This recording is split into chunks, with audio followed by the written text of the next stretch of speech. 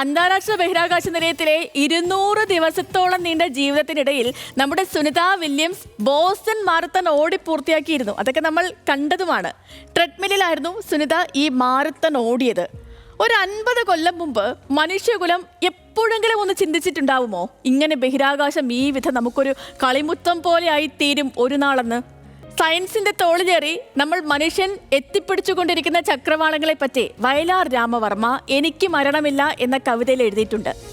നീരവ നീലാകാശ മേഖലകളിൽ നാളെ താരകെ നിന്നെക്കൊണ്ട് നർത്തനം ചെയ്യിക്കും ഞാനെന്ന്.